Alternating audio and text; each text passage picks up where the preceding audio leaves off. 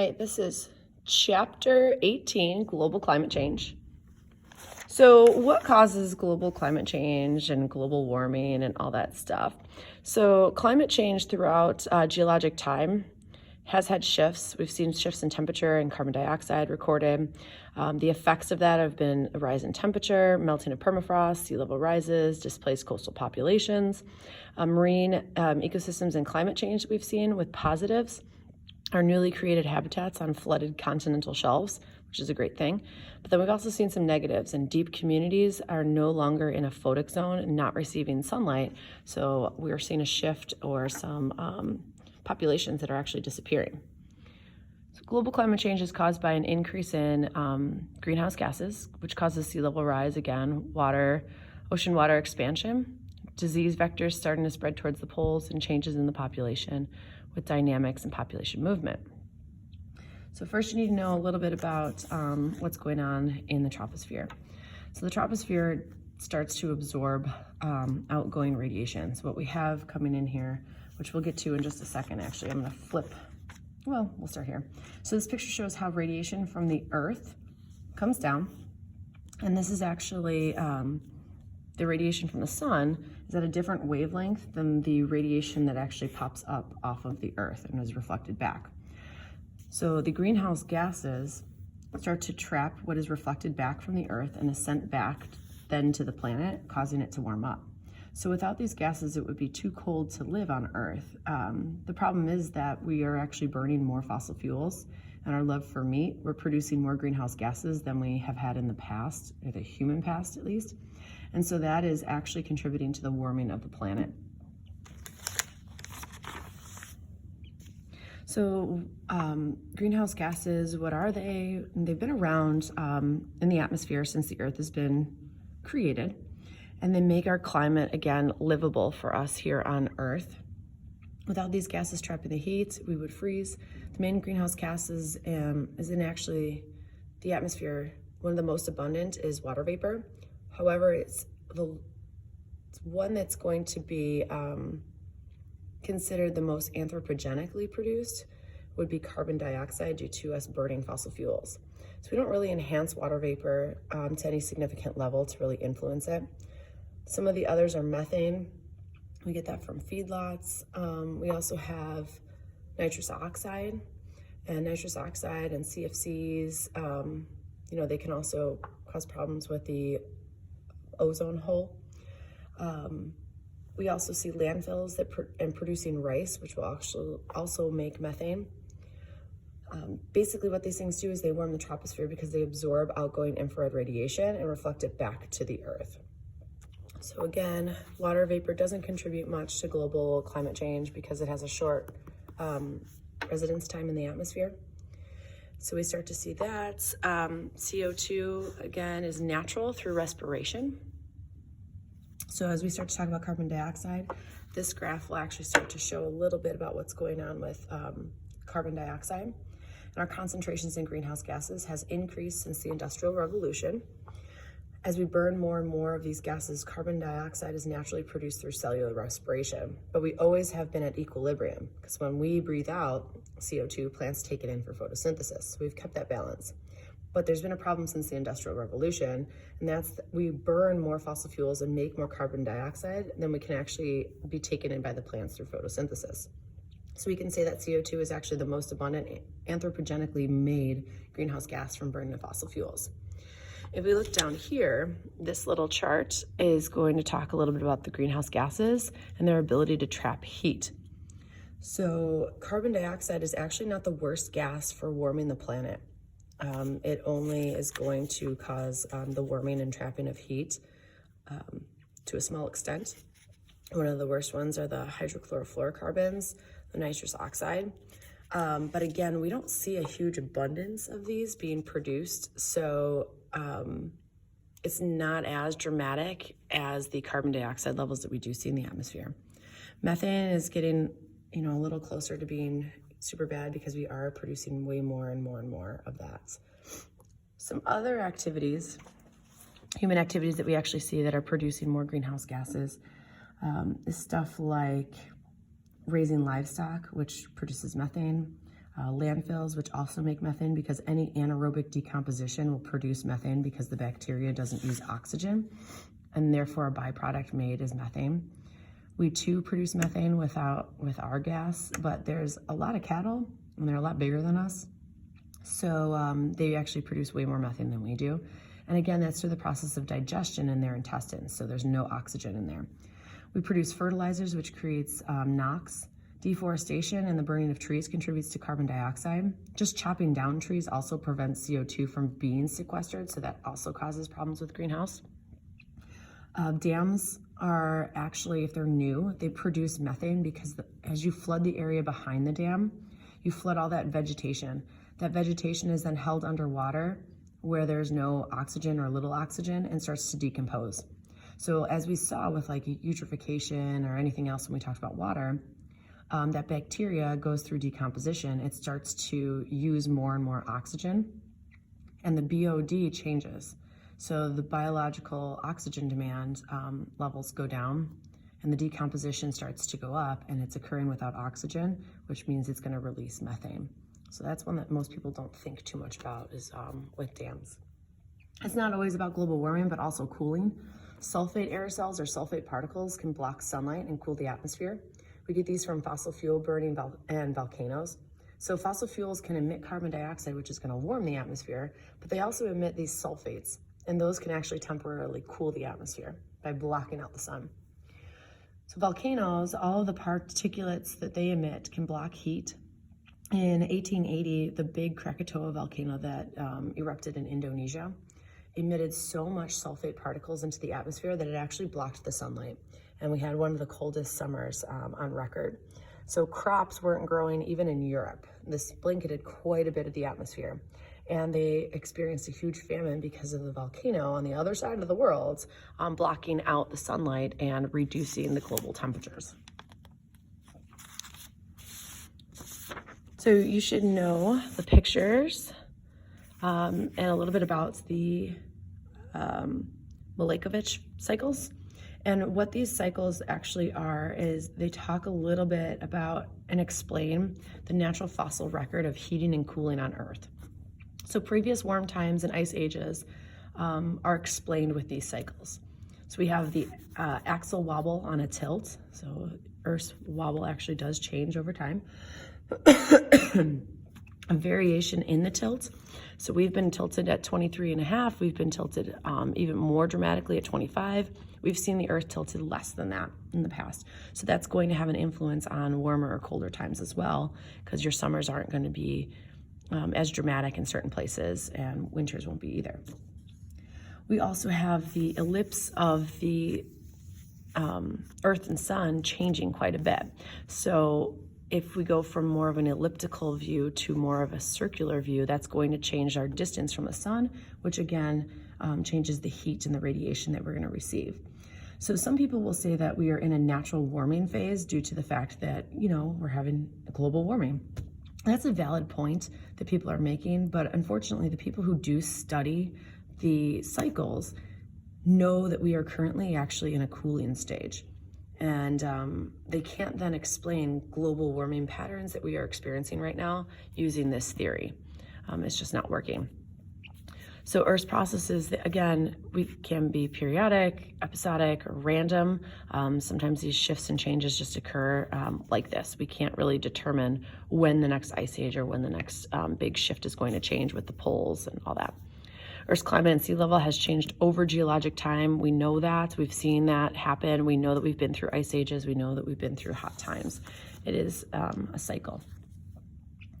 So going on from this then, the ocean's thermocline circulation can be disrupted by global warming, which will lead to different weather conditions because the oceans dramatically influence our weather. Without the deep circulation, you might actually have the Gulf Stream disrupted. Remember, the Gulf Stream is what takes the warm air up over the coast, our east coast, and sends it over to Europe and allows for northern Europe to be habitable. So if for some reason that Gulf Stream doesn't have the ability to bring warm water to northern Europe, it's going to be too cold, and we're going to see a change in locations where people can actually survive and be capable of growing stuff. So how do we know the Earth is changing and warming? It's due to human causes. how do we prove that it's due to human causes? We as scientists have done a lot of research. 95% of scientists believe climate change is being caused by humans because of the data that we're receiving. So we're enhancing this behavior. They look at peer-reviewed data to see what's going on in the climate research. And we also have things like proxy indicators. What proxy means is that we weren't there at the time, but we can find data from that time period and analyze it to get some ideas of what's happening. So there were no humans 20,000 years ago, but we can measure the climate, and we do that. So we can actually see 20, 30, 100,000 years ago what was going on. So these are things that we do to study and find out. We have stuff like ice cores, and ice cores are coming from Greenland and Antarctica. And what we do is we take those ice cores and we melt the water and analyze the gases that were trapped in that water. And those gases can show, what gases were existing during that time period. They can also tell us a little bit about temperature. They can show us trapped pollen, so we can see plants that might have existed in that time period as well. So we take this data, we put it together with the ice cores. We also have sediment beds. And in the sediment beds, we take that, we look at the pollen and the grains that are basically preserved in those sediment beds. So if we have some tropical plants and tropical pollen preserved in Canada, let's say, we know that 20,000 years ago, Canada was located in a warmer location, and that shows us a little bit more about the climate during that time. We also have trees that we can look at, and tree rings reveal a lot about what's going on. So trees, again, we have some that are as old as 20,000 years old, 2,000 years old, like cypresses. Some might make it 1,000 years, some a little bit in the hundreds. But they can show us droughts, they can show us really wet years as well, and fire history. So we can learn a lot about seasons during those time frames as well. Pack rack middens are like little caves that these animals had created and maybe abandoned. And during that time, they would preserve stuff like seeds and other stored items and plants that might have been growing during that time and location. And we can go back into these little pack rack middens and see kind of reinforce what plants existed and what the climate was like. We can also look at coral reefs because they will take in isotopes, and that can show us water chemistry from the past. It can tell us acidic, more acidic, less acidic, what kinds of dissolved gases were in the ocean at the time. There are things like the climate scientists use to support or refute human causes. So did humans are they causing the global warming, or are we not? And we're using this data to try to help with that.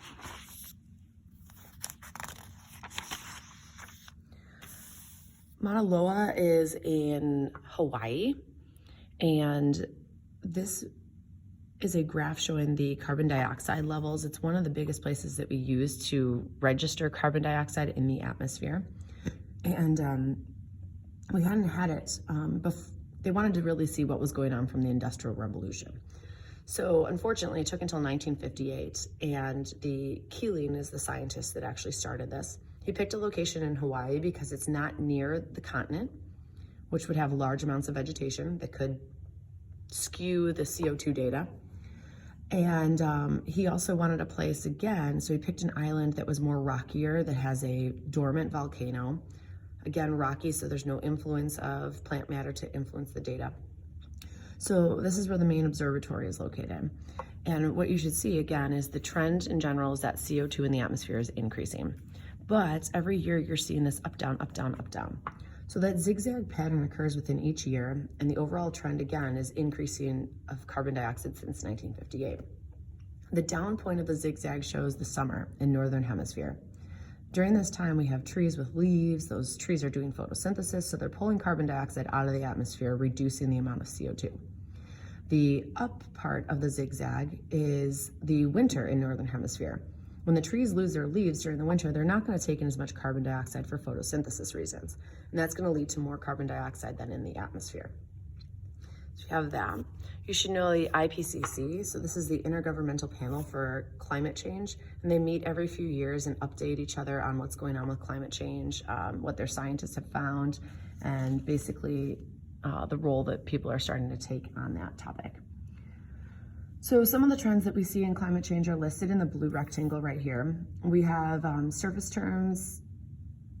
temperatures have increased. We have glaciers and snow melt is occurring. Ocean water is more acidic. Storm surges are increasing. We've seen indicators that we have seen Even here, where our summers have gotten a lot warmer, we're not really having winters, or maybe we have huge storms and that's about it. Make sure, though, you do know some like 2 to 4 of these indicators so that you have proof of what evidence we have that the earth has gotten hotter. So take a look at some of those.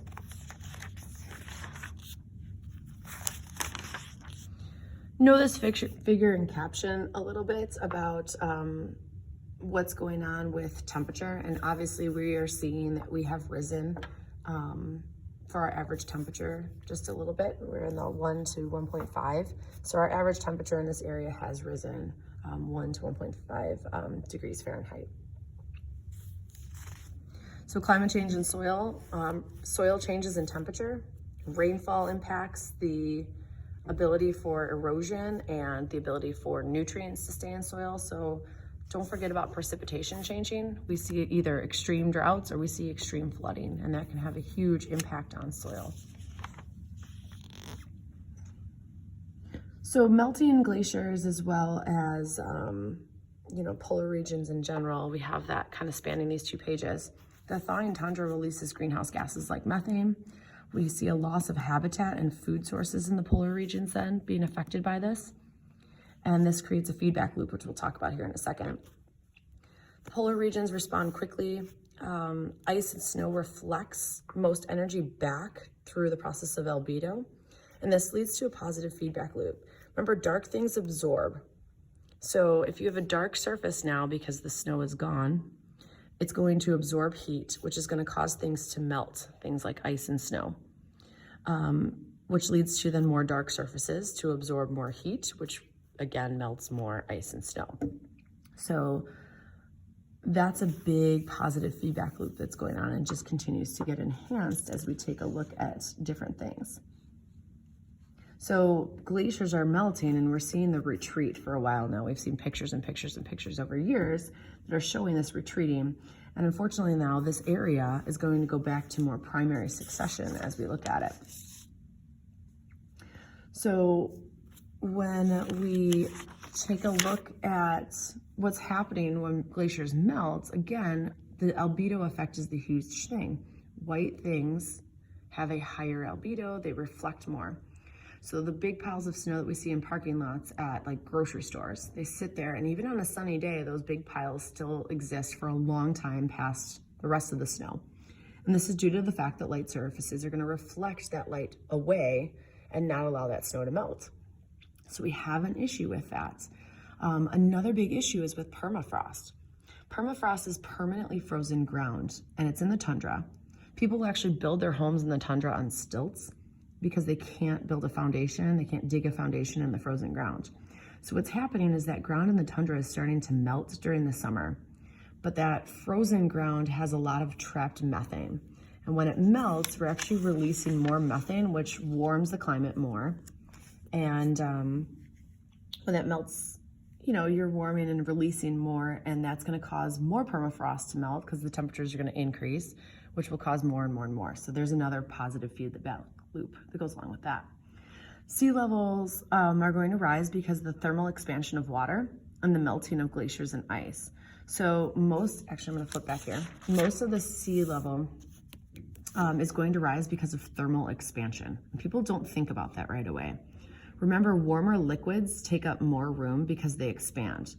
And then the rest of the sea level rise does happen because of the melting of Greenland and the Arctic sheets and all that fun stuff. So really the main cause of sea level rise, and you can take a look, is mainly due to the fact that we have thermal expansion of the warmer liquids. Most of the sea level, again, is going to cause problems. So what does high sea level do? It brings in salt into our aquifers, floods our homes, causes damages, it causes hurricanes. This is Hurricane Sandy just being highlighted in here. And Hurricane Sandy caused a huge amount of damage. And they believe that it had a huge amount of damage because the water levels were already so high, much higher than they've been in the past. And that has caused a lot more of the flooding and issues with the storm. So ocean warming, again, from increased greenhouse gases affects the marine species with habitat loss and metabolic reproductive changes. And we also see coral bleaching during that time. Coral bleaching is the warming of ocean, which kills the algae that lives on the coral. And once that coral's algae is gone, they call it bleached look because it looks white. And they really have a hard time recovering from that.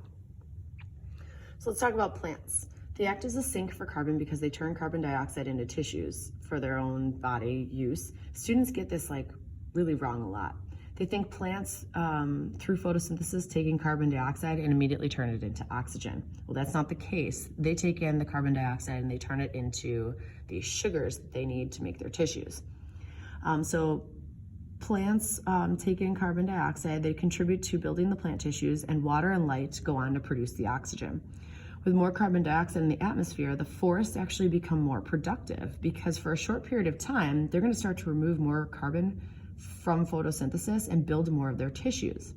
But once trees become mature, they don't need to take in as much carbon dioxide because they don't need to build as much tissue. So they're not going to remove as much CO2 from the atmosphere.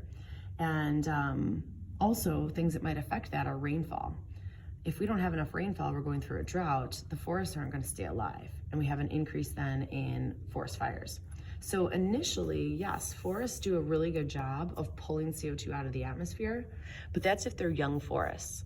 As soon as they become mature, they're going to pull a lot less out. So there are effects of climate change as well with agriculture and other factors as well. So you should understand that. But before we get to that, let's talk a little bit about animal populations and their shift. So animals are starting to move to higher elevations, either up a mountain to get to colder climates, so they still have it, or they're moving higher latitudes into northern, portions of the world to get to the atmosphere and the climate that's cold enough for them to survive. So we are seeing a shift of animals moving to northern places. So agricultural effects, you should know 2 to 3 effects for each of these. So stuff like agriculture, we've talked about that. There's actually a fear that agriculture is going to start to shift to the northern climates like Canada, and that area is going to start to become a big major growing port for a lot of our food in this world. Forestry, they lead to the growing of forests at first again, but then we might get drier conditions which lead to huge forest fires and everything else. Health concerns, AP will ask you a lot of times about health concerns on tests. So again, what are some things that might be happening? We can go through a lot of these, but respiratory illnesses start to increase. We see the expansion of diseases as vectors move into warmer climates that they weren't before. Sanitation problems due to flooding and bigger storms, and we see more injuries with an increase of storms. So we also have national security to worry about, and make sure that you go through that because there's some national security and economic security that can be impacted with this. There are some benefits though to global warming. I know it sounds kind of weird, but initially we see again more forests as they start to expand and take in more CO2. But again, as they become older, we start to see less. Some other things are climates that are typically colder countries are now benefiting from having warmer climates, so they're able to grow crops and have longer growing seasons. So that is a perk for them. Some terms that you should know are mitigation, which is fixing the problem or reducing like emissions, capturing landfill gases, doing more renewable energy sources. Adaptation, so do we start to adapt to climate change or do we try to fix the problem? Which way are we trying to go? Again, do we fix it or adapt? Are people going to start moving away from Florida because they know inevitably it's going to flood? Or are we trying to fix the problem? And Energy Star rated appliances, these reduce our greenhouse gases. So those are some things to know about. Most of our electricity is produced from coal and creates the most greenhouse gases. So that's one of the biggest things we look at. Natural gas is the best of the fossil fuels for the amount of CO2 released, so we can consider that. We reduce greenhouse gases by choosing, to use alternative energy sources like solar, wind, hydro, maybe having a hybrid or electric car to reduce the NOx and the carbon dioxide, use public transportation, conserve your electricity with appliances, reduce your meat consumption to reduce the methane, and then ride a bike. So you should also know carbon capture and storage, and then cap and trade. And this is a review for you because we've learned about it in the past. But capturing carbon produced by plants, that's one way. And we can also pump it into the ground. And storage is just the same as that. Can we capture the carbon and somehow store it underground and figure out a way of doing that? Cap and trade, again, go back and take a look at that review. The Kyoto Protocol is also a review. So in 1997, the first time nations came together and we wanted to try to find a fix to global climate change. The US did not sign the Kyoto Protocol because they thought it was unfair that developing nations like China and India didn't have to restrict their greenhouse gas emissions because they were building their economies to try to become developed. The counter argument, obviously, is that the US is the fifth largest producer of greenhouse gases. So we produce a lot, but yet we didn't want to take the time to actually reduce. So there's some drama there. Last bit of things that you should know, and they're not actively going on, but they are ways that we can help fix global climate change and global warming, is carbon tax. So placing taxes on things that emit carbon, so cars and everything else. Fees and dividends, carbon neutrality, and carbon offset. So take a look at that section and make sure you have a good understanding of what those are, and that kind of goes through here. The last things are geoengineering and a review of carbon footprint. So geoengineering is the approach to suck carbon dioxide out of the air, and it goes through that right in here. It's kind of a neat process. So make sure you take a look at that and know it further. And then carbon footprint is very similar to understanding your ecological footprint, but it's only specifically addressing your uses of carbon. So there you go.